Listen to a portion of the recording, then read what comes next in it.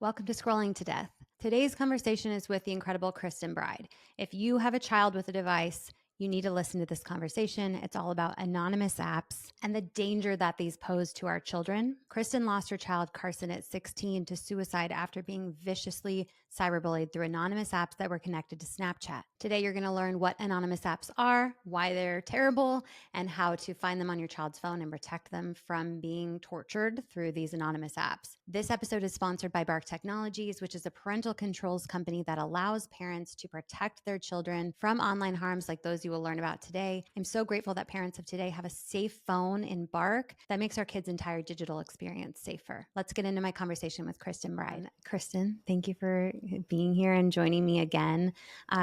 You first told me Carson's story in December of last year, which I can't believe that it's been that long. I first learned about Carson several months before that. And to be honest, Carson was like a trigger for me that changed my life and my trajectory. He was the first child I read about who was fatally harmed by social media's defective design. And it was really like a light bulb moment where I realized social media can kill our kids. Like they're not protected on there at all. And my kids are going to start asking for it. And what the hell do I do? How are parents still letting their kids on here when it can be deadly to them? And so I truly started this podcast like to expose the harms and help advocate for solutions after hearing Carson's story. And in my first ever episode about the connection between social media use and suicide, I talked about Carson, and you were the first parent survivor I had the honor of interviewing. So I just want to thank you for that and for speaking out and changing so many people's lives. Well, thank you for doing what you're doing, Nikki, by spreading awareness.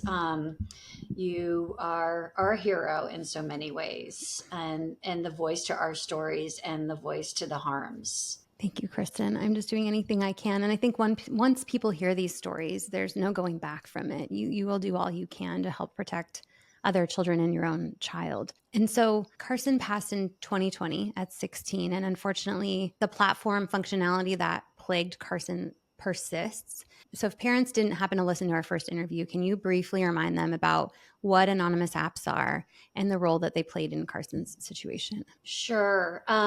So yes, my son died by suicide in June 2020. We had waited to give him his first phone, and he was in high school when he asked for his first app, which was Snapchat. So we knew he had Snapchat, but what we didn't know is that Snapchat had allowed two anonymous apps onto their back end of their product, so that kids could ask questions, so that the kid asking the question was identified, and then the responses back to that child were all anonymous. Carson had a private account. So these were all kids from his high school that were doing this to him. It was during COVID. He was trying to connect in a positive way. And everything he got back was sexually harassing, humiliating, threatening. And he received 100 of those messages before he ended his life. We had no idea this was going on. We had talked about different bullying issues in person at school and addressed them. But unfortunately, so many kids do not tell their parents when they're being bullied online. Mm-hmm. When you look at the history of anonymous apps, the ones on Snapchat at the time that were used to cyberbully my son were YOLO and LMK. Mm-hmm. But if you go back decades, anonymous apps have been around for that long. They always lead to cyberbullying, and then typically a suicide, and then they shut down, and then a new one comes to market, unfortunately. Mm-hmm. How did you find out that anonymous apps were involved? Because I know everything on Snapchat is already pretty anonymous. We heard through the school community because we were trying to figure out why Carson did this. And we had heard that he had been cyberbullied over YOLO. And I was like, what is YOLO? I had never even heard of it. Mm-hmm. And so that's when we looked at his phone. He fortunately took photos of the Oh, abuse. okay. Because as you know, with Snapchat, it's disappearing messages. Mm-hmm. He did everything in his power to find out who was doing it to him, reaching out to close friends, but because it was anonymous, they didn't know. When you have anonymous apps, you can't really have an upstander saying, hey, knock it off, Fred. Mm-hmm. Nobody knows. And then you, as the victim, are wondering, is it one? I think if he knew it was like the one kid who was always a jerk in his class, Mm-hmm. that would have been different than wondering, is it the whole class? And Yeah. so it leads to a lot of psychological damage, especially with teens. Mm-hmm. Yeah, and peer approval is so important at that Mhm. age. Filed a national class Right. action lawsuit Mm-hmm. against Snapchat, YOLO, and LMK. Mm-hmm. As a result, Snapchat immediately took off the two anonymous apps, YOLO and LMK, off their platform that were connected on their back end over their SnapKit. That was something that allowed startup companies to connect with their API so that there was one login and they were virtually connected. And so that happened right away. And then 6 months later, they made policy changes saying that they would not allow anonymous apps on their back end because they could not mitigate the risks at an acceptable level. Okay. And have they stuck with that, Snapchat? They don't have them on their SnapKit, but the new one that we're going to be talking about, NGL, does allow, there's a button to copy the link from NGL to Snapchat or Instagram. Okay. And just to touch on Instagram really quickly. So do LMK and YOLO or NGL, do any anonymous apps integrate with Instagram? Well, NGL does. After we filed the lawsuit, LMK and YOLO shut down. And then So, NGL appeared. right. So we have 6 months of heaven Mm-hmm. where there isn't, although YikYak came back on college campuses, unfortunately, during that time. That's another one. Okay. It leads to all sorts of problems. There was a 6 month period where we didn't have anything. And then I started hearing from people that, have you heard of NGL? Not going to lie, it's a new anonymous app. Mm-hmm. It had connected, I believe, to Instagram. What we were most concerned about is that we were hearing that kids were being charged for subscriptions to identify who was harassing them.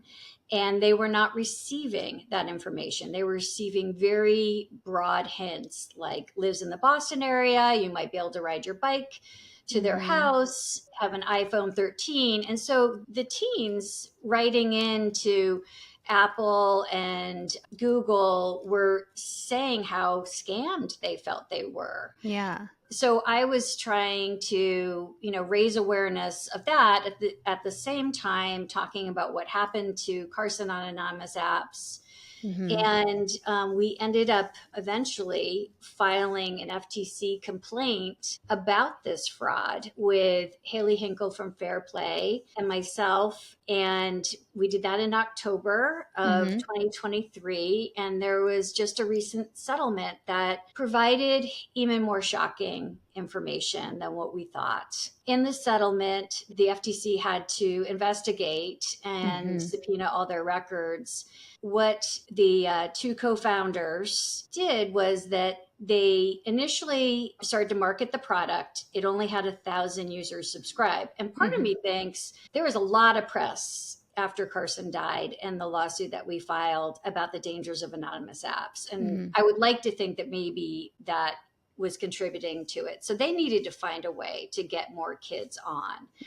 And so they chose to send fake messages to the kids, making it seem like it was their friends. And these were, for the most part, really disturbing messages for a teen, such as your friend has a secret about you.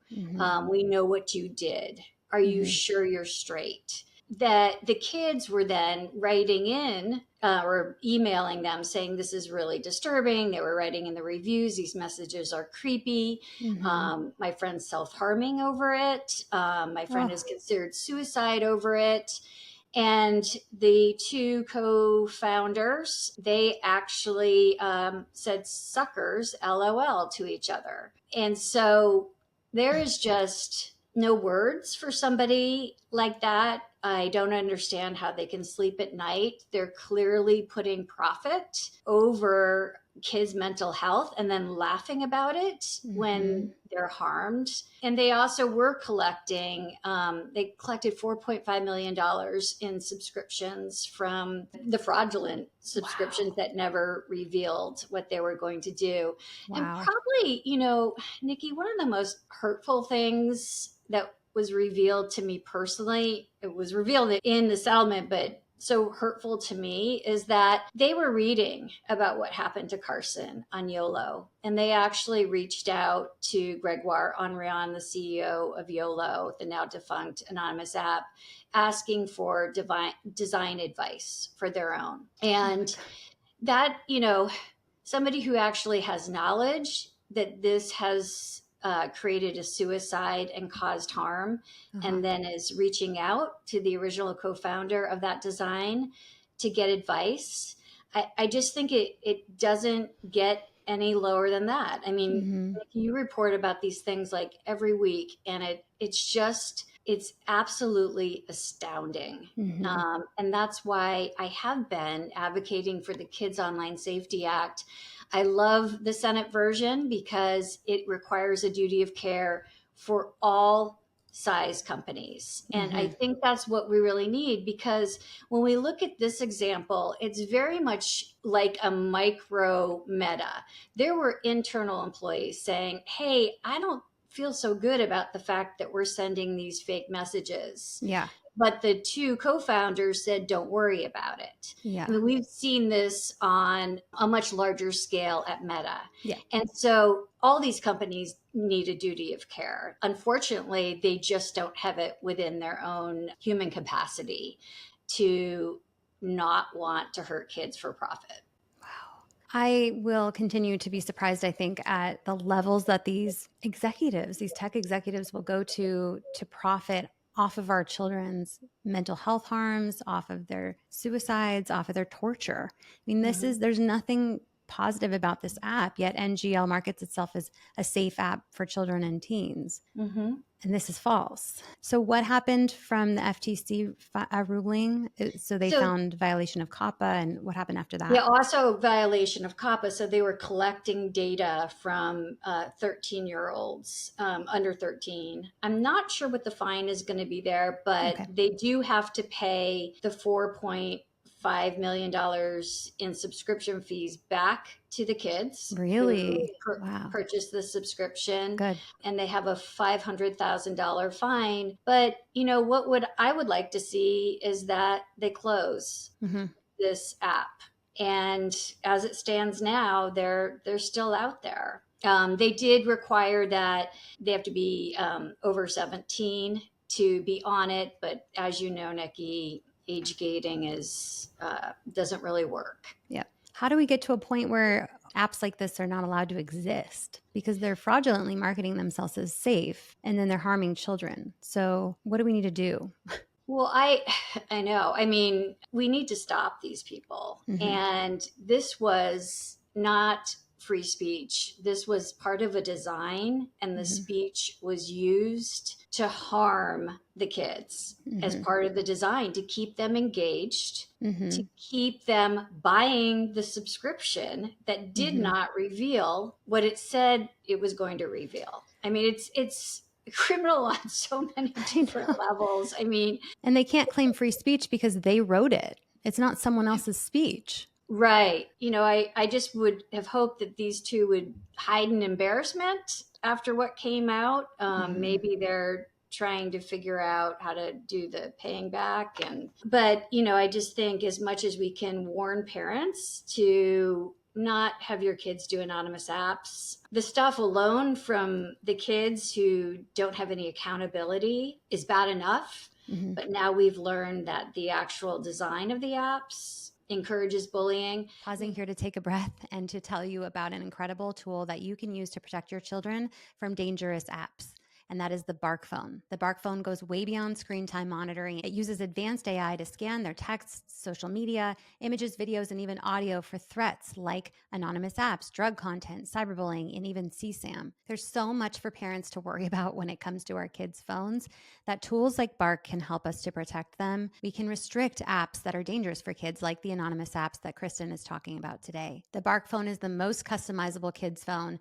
It has text and social media monitoring built in, and it really is the safest option. But if you are going to go with an Android or an iPhone, please consider layering on the Bark app, which is high-tech parental monitoring that scans their activities for harmful activity. You can block certain websites and apps and a lot more. So back to my conversation with Kristin. I mean, going back to the Kids Online Safety Act, Mm-hmm.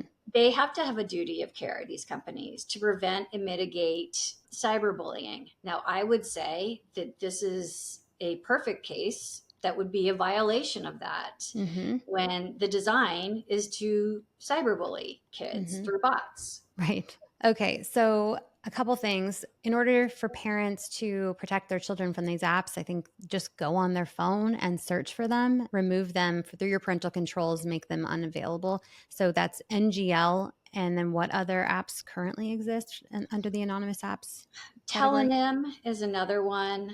YikYak really targets, it has geofencing, so it really targets college kids Okay. in certain areas. But I think it's University of North Carolina actually banned it from their campus, Good. is Okay. blocking it. When we advocate for KOSA Mm-hmm. on the Hill, there's a lot of staffers that were in college when YikYak was around, and they Okay. remember the extreme abuse that occurred. Wow. Okay. So yeah, it's just, teaching your kids, if you can't put your name by something, Mm-hmm. then maybe you're not proud of it and maybe you shouldn't Right. do it.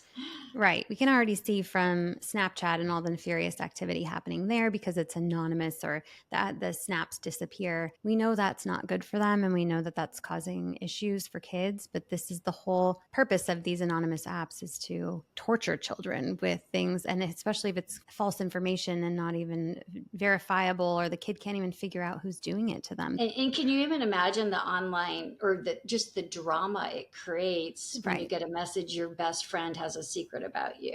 That's the last thing a vulnerable teen needs. And then to say you can pay money to figure out who it is, Who? but then not even tell them who it is, just give them hints. Like, Yes.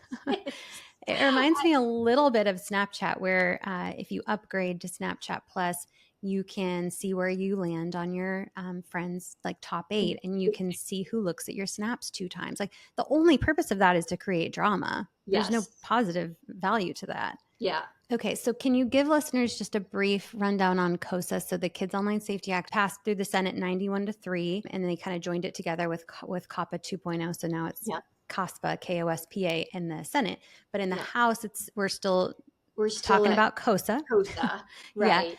And so tell parents why you think that the Kids Online Safety Act needs to pass through the House. It definitely needs to pass through the House because it needs to be signed into legislation this year. I mean, Yep. we are running out of time. We do understand that the House is going to take this on as soon as they come back from recess. Mm-hmm. That's the week of September 9th. But what we need your listeners to do is to reach out to we're on the House side, so their U.S. representative, Mm-hmm. ask them to co-sponsor KOSA so that we can get as many co-sponsors on board during this summer recess before they come back, which will help hopefully propel it forward in September. Okay. And listeners can go to house.gov, put your zip code in, and find out who your rep is if you don't already know. Yeah. I am also going to schedule a meeting at my local office of my representative and go in person to talk to them in person. But you can definitely just send a little email or a phone call, and often it just goes to voicemail, and just leave that voicemail or send that message saying, co-sponsor KOSA, please. It's time we need to start saving kids' lives instead of harming kids on these platforms. And KOSA is the first step, right, in getting kids protected online. Okay, Kristin, thank you so much for updating parents on NGL, anonymous apps, giving the background on KOSA and the need for that bill to pass through the House. We're so appreciative of parents like you for continually speaking up and using your voice to protect our children. So, Kristin, thank you again for doing this. Thank you for having me, Nikki. We appreciate your work as well. You're welcome.